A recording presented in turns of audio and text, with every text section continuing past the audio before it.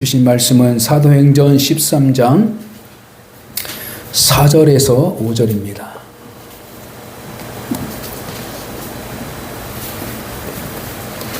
(4절) (5절)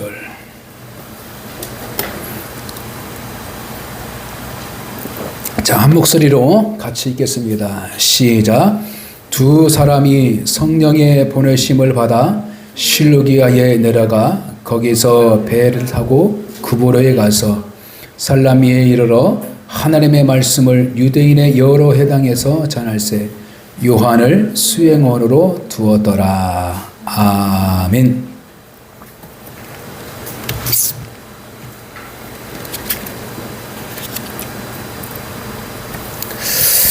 성경적 교회란 무엇인가? 우리가 다시금 믿음으로 교회에 대한 것, 그리고 사명에 대한 것, 하나님의 거룩한 축복의 여정이 무엇인지를 다시 한번 돌아볼 수 있는 그러한 인생의 여정인 줄 믿습니다. 오늘 본문의 말씀을 통하여 교회의 본질이라는 부분을 다시 한번 이 두 조절 말씀과 더불어 바나바와 사울의 사역 가운데 하나씩 살펴보면서 우리의 신앙 가운데 믿음의 본질을 발견하고 그 믿음의 본질로 인하여 우리 인생이 행복하고 풍요로운 삶을 살아가는 귀한 역사가 되시기를 주님의 이름으로 간절히 축복합니다. 자, 하나님이 이 땅에 개입하지 아니하실 때는 타락한 연약한 그 모습으로 살아갈 수밖에 없는 인생이었습니다. 그것은 완전히 하나님에 대한 믿음에 대한 모든 것들이 무너지고 오로지 인간의 방법으로만 살아가야 할 그 여정 속에 있었다는 것을 보게 되는 것이죠. 이것이 바로 혼돈이라는 부분입니다. 혼돈. 그래서 하나님은 말씀을 통하여서 특별 계시라는 부분을 가르쳐 주셨고, 그래서 이 특별 계시는 뭐냐면 하나님께서 세상에 들어오셔서 어떻게 개입하셨다라는 부분이요. 개입. 그러니까 우리 인간 세상 가운데 개입. 그러니까 사람을 더불어서 자신의 일을 하도록 역사를 하셨다. 이 부분이 바로 성경의 역사라는 것이에요. 성경의 역사. 그래서 성경을 알지 못하는 사람들, 믿지 못하는 사람들은 하나님의 존재를 알지 못하고 세상이 어떻게 시작하고 어떻게 끝을 맺느냐라는 것을 정확하게 알 수가 없어요. 자, 그래서 우리는 성경의 말씀 보면은 드러난 역사가 있고 감추진 역사가 있어요. 드러난 역사와 감추진 역사, 이거예요. 때로는 이스라엘 백성들도 하나님이 자기를 다 떠난 줄 알고 하나님을 오해하고 하나님을 원망하고 그리고 나름대로의 신을 만들어서 우상을 만들 때가 있다는 것이죠. 그것이 뭐냐면 하나님의 침묵이라는 부분을 말하고 있어요. 하나님의 침묵. 그래서 그 하나님의 침묵의 역사 가운데서는 뭐냐면 인생들이 방황하는 때 어떤 방향을 갖지 못하고 불안해하면서 평화를 누리지 못하는 그러한 시대를 말하고 있습니다. 그러나 사실은 하나님의 침묵 가운데서도 하나님은 일하시고 계시다는 거예요. 할렐루야. 그래서 그 일하시고 있는 이 역사 가운데에 특별히 하나님께서 먼저 선택한 하나님의 은혜 받은 자들이 있다는 거예요. 은혜 받은 자들이. 구약의 역사도 마찬가지고 신약의 역사도 마찬가지고 이것은 절대적인 하나님의 절대적인 어떤 주권 안에서 시작되는 거예요. 주권 안에. 이것이 바로 드러나지 않는 역사이지만 하나님께서 일하신 역사. 이것이 바로 자연계시라고 그래요. 자연계시. 자연계시. 그러니까 우리가 신학적으로 성경적으로 우리가 이제 조금 쉽게 얘기하면 바로 자연계시라는 부분은 뭐냐면 성경 밖에 있는 모든 이런 생활, 역사, 모든 것들도 하나님이 안 계신 것 같지만 사실은 하나님이 그 안에 계시고 있었던 거예요. 비록 인간이 전쟁이 일어나고 비록 인간이 하나님을 모독하는 우상을 만들고 막 그런 그렇게 살아갈지라도 하나님은 그 안에 어떻게요? 보이지 않는 역사를 하고 있는 거예요. 보이지 않는 역사. 근데 그 보이지 않는 역사를 신약의 역사에서 우리가 비유주는 뭐냐면 누룩이라고 봐요. 누룩. 작은 누룩이 시간이 갈수록 어떻게요? 밀가루를 이렇게 녹이는 거죠. 이게 부풀게. 그러니 하나님이 어떻게 나를 개입하시고 있는지, 나를 건들고 있는지는 어느 순간에 모르는 거예요. 그러니까 우리 신체적인 것도 암덩어리도 마찬가지죠. 암덩어리도 어떤 질병도 마찬가지고, 그렇죠? 처음에는 잘 몰라요. 근데 느낄 때가 있어요. 느낄 때가. 아니면 느끼기 이전에 어떤 검사를 통해서 어떻게 하는지 이렇게 이제 그때 발견해야겠잖아요. 이처럼 아주 보이지 않는, 눈에 보이지 않는 그것처럼 하나님께서 나의 개인의 인생 가운데 개입하는 때가 있다는 거예요. 이게 보이지 않는 역사. 그 보이는 역사는 하나님의 성령의 역사를 통하여, 사건을 통하여 내가 막 깨닫는 거예요. 내가 막 은혜 받고 이렇게 사는 거예요. 그러나 이것이 있기 이전에 이미 보이지 않는 나의 인생 가운데, 나의 인생이 뭐요? 내 인생 가운데 하나님께서는 이미 다 여호와 이래로 준비. 그래서 내가 태어나기 전부터 하나님은 나를 위해서 준비해 줬다. 그래서 내 인생 가정에 대해서 하나님께서는 날마다 보이지 않는 것을 나를 이렇게 개입하시고 역사해 줬다. 그것이 첫째 나타나는 것이 뭐냐면 우리가 생명을 보존할 수 있는 어떤 자연의 은사예요. 자연의 은혜를 통해서 어떤 호흡할 수 있고 또 우리가 활동할 수 있고 이런 것들이. 자, 중요한 것은 하나님께서 직접 인간에게 개입하셔서 인간에게 깨닫게 하시고 보이게 하시고 어떻게요? 또 증거가 나타나는 것이 바로 성경의 역사예요. 성경의 역사. 성경의 역사는 뭐냐면 바로 하나님께서 역사하신 역사를 기록한 것을 기록해 주신 거예요. 그래서 우리는 성경 말씀을 통하여서 직접적인 하나님의 말씀과 하나님의 은혜를 찾기 때문에 특별한 어떤 계시라고 그런 거예요. 그러나 자연 계시는 깨닫지 못하는 거예요. 깨닫지 못해. 그래서 우리가 이 드러난 역사와 어떻게 숨겨진 역사 가운데에 하나님의 교회는 드러날 때가 있고 드러나지 않을 때가 있다는 거예요. 드러날 때가 있고 드러나지 않을 때가 있는 것이 우리의 신앙의 여정 속이에요. 자, 쉽게 드러나는 이 역사 가운데는 뭐냐면 바로 하나님께 믿음의 공동체가 예배를 통하여서 하나님께 드러나는. 그래서 주일날, 특별날, 하나님의 날, 주일을 통하여서 하나님의 백성들을 불러 모으는 거예요. 예배드리도록. 또 특별한 또 예배를 통해서도 불러드리죠. 그죠? 그래서 이렇게 예배를 통하여서 숨겨져 있던 생활 가운데, 세상 가운데 흠져져 있던 하나님 백성들이 어떻게 나오는 거예요. 나와서 하나님께 어떤 예식을 통해서 어떤 격식을 통해서 하나님께 보이지 않는 하나님께 찬양하고 감사하고 거기서 행복을 누리고 이게 보이는 역사예요. 보이는 역사. 자, 그러면 보이지 않는 역사는 어떤 일이냐면 세상 가운데 있을 때예요. 세상 가운데 있을 때. 자, 그러면 세상 가운데 있을 때에 보이지 않는 역사가 뭡니까? 그것이 나의 인생에서 어떻게 나타나죠? 이것이 뭐예요? 빛이요. 빛. 빛은 드러나지 않지만 보이게 만들어요. 할렐루야? 그렇잖아요. 이 빛은 어떻게 해요? 빛의 색깔은 어떻게 해요? 보이지 않아요. 네? 그러나 이 빛에 의해서 존재를 드러나게 만들어. 그죠? 그럼 너희는 빛이요, 너희는 소금이다. 그죠? 자, 소금은 뭐예요? 소금은 그 맛을 내는 자기가 존재가 보이지 않을 때에 녹아들 때에 진정한 짠맛을 낼 수 있는 거예요. 그죠? 자기가 녹아 들어갈 때 짠맛을 낼 수 있고 맛을 조절할 수 있는 맛이 있고 또 어떻게 해요? 부패하지 않도록 부패하지 않는 어떤 기능도 역할도 하게 되는 거예요. 그래서 우리가 보이지 않게 어떤 세상 가운데 보이지 않게 내가 뭐 예수 믿습니다 여기다가 딱 다 붙여서 다니는 것보다는 다니는 것이 그 본질이 아니라 내 삶 가운데에서 빛과 같은 존재의 삶을 목적을 두고 살아가는 거예요. 그래서 이 빛은 뭐냐면 하나님의 빛을 받아서 빛을 얻어 반사하는 거예요.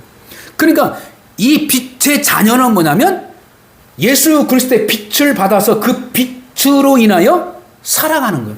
살아가는 거예요. 그러니까 이 태양의 빛을 받아서 태초에 빛어서 우리가 지구가 어떤 빛이 반사되는 것이고, 그 다음에 달도 마찬가지고, 그렇죠? 이런 게 모든 것들. 그런 것처럼 우리가 드러나지 않는 삶 가운데에서 하나님이 드러나도 하나님의 역사가 드러나게 하기 위해서 우리가 때로는 녹아 죽었고, 그 다음에 빛의 자녀로 살아야만이 내 존재는 드러나지 않지만 하나님이 드러나는 거예요. 할렐루야. 그래서 세상 가운데서는 나의 존재가 드러나는 것보다는 하나님의 존재가 드러나는 것이 우리 성도의 본질이라는 거예요. 할렐루야. 그래서 여기서 나타난 게 어떤 갈등과 어떤 세상적인 어떤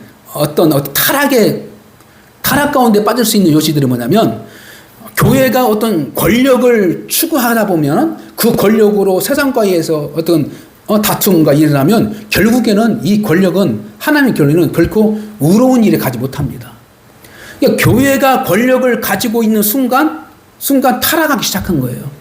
그래서 카톨릭이 로마 카톨릭이 세계적인 어떤 힘을 가지고, 마침 자기들은 하나님께서 주신 이 힘을 얻었다고 이 권세를 가지고 세상을 어떤 권력으로 다스리려고 했던 이 모든 것 때문에 결국에는 그들은 무너지게 돼.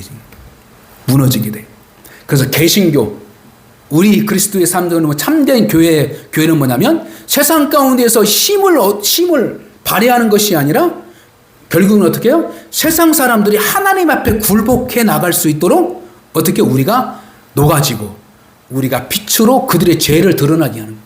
그래서 우리가 착한 행실로 말미암아 세상 사람들이 우리의 착한 행실을 보고, 야, 나도 그렇게 살아야 되는데. 그래서 양심에 호소하는 거예요. 이것이 바로 그리스도의 교회의 본질인 거예요.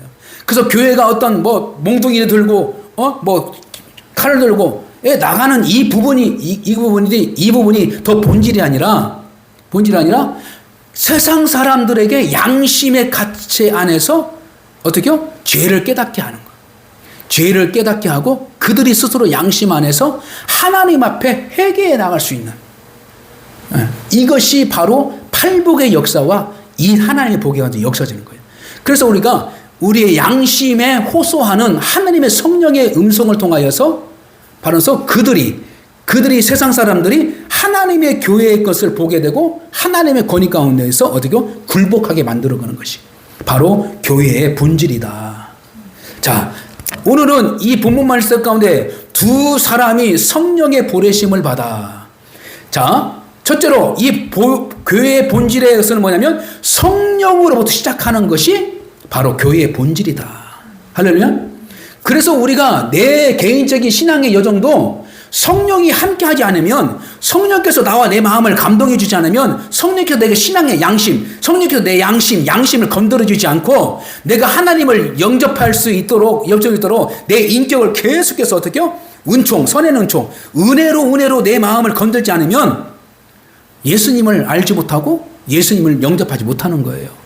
그래서 이 예수님과 함께 했었던 2000년 전에 함께 했던 예수의 영이 곧 성령이 동일하게 지금도 함께 했기 때문에 오늘날 우리가 이 최고의 과학의 세상 가운데 있을지라도 그 삭막한 그 예루살렘 땅에서 십자가에 못 박혀 죽으신 그 의미와 목적을 우리가 믿을 수 있는 거예요. 왜? 한 성령이기 때문에. 그 당시에 있었던 성령이 바로 지금도 함께 있는 거예요. 함께. 그러니까 이 신약의 역사는 뭐냐면 시간과 공간을 초월해서 있는 거고, 구약은 시간과 공간 안에 있는 거고. 그래서 우리가 그 예수 그리스도, 그래서 성경으로 돌아가자는 것은 그 당시 안디옥교회 그 당시 성령이 지금도 우리에게 어떻게 해요? 그렇게 역사해 주실 것을 계획하시고 그 역사를 이끌어가고 있는 거예요. 할렐루야. 그래서 우리는 어떡하냐? 바로 성령님을 믿고 의지하는 우리의 하나님의 거룩한 자녀의 본질을 우리가 깨닫고 그거에 대해서 내가 영향을 받는 거예요. 그것에 영향을 받는 거예요. 그래서 교회는 성령으로부터 시작한다. 고로 내 신앙은 성령으로부터 시작함으로 말미암아 성령이 내 안에 없으면, 성령이 나로부터 멀어져 가면 교회의 본질, 교회의 사명은 어떻게요?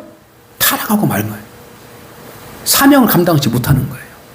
다시 말씀드려서 우리가 그릇으로 비유할 때에 무엇이 담겼냐 따라서 그릇의 이름이 틀린 거예요. 아무리 좋은 그릇 가족으로 만들었다 해도 거기다가 똥을 넣었다 봐요. 사람의 변을 넣었다고 생각해 봐요. 그러면 그냥 똥그릇이에요. 그러나 흙그릇, 나무 그릇, 그릇이라도 거기다가 금을 담아봐요. 금을 담아요. 그러면 그거예요? 금그릇이에요. 금그릇. 금을 담는 거예요. 그러니까 내 마음속에 우리 인간 안에 무엇을 담느냐에 따라서 우리의 삶의 어떻게 방향과 삶의 가치가 달라지는 거예요. 그럼 성도라는 것은 뭐냐면 세상 것을 담아들고 하는 것이 아니라 하늘의 것을 곧 하늘의 것이 거의 아니기 때문에 뭐요? 거룩한 것을 담고 가는 거예요. 그 하나님의 거룩한 것이 뭐예요? 오직 성령 하나님이에요. 성령 하나님. 성령 하나님. 그래서 성령 하나님으로 인하여서 우리가 하나님의 거룩한 보여지는 역사 가운데에 하나씩 쓰이게 되는 건데, 하나님께서는 예배를 통하여서 보여지는 역사를 통해서 하나님께 영광 받아주시고, 보이지 않는 가운데서는 뭐냐면 성령께서 우리의 삶 가운데 신앙의 양심으로 함께 하여 주셔서 시작점과 끝을 하나씩 이루어져 가는 거예요.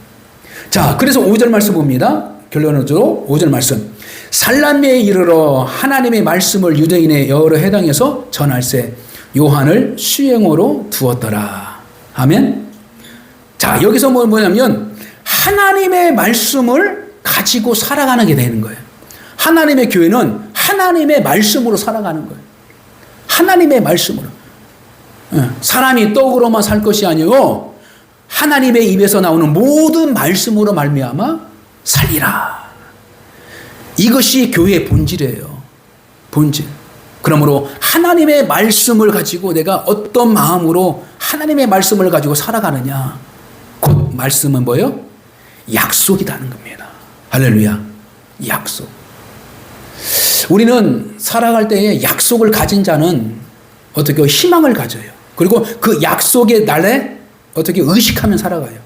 몇 월 며칠 날 누굴 만나야지. 그 약속하면 그 날짜에 대해서 어떻게 의식하게 되는 거예요. 특별히 귀중한 사람을 만나는 거나 어떤 특별한 약속을 하게 된다면, 그러면 그 날을 중심으로 내 삶이 어떻게 해요? 다 준비되는 거예요. 그러잖아요. 준비되는 거예요.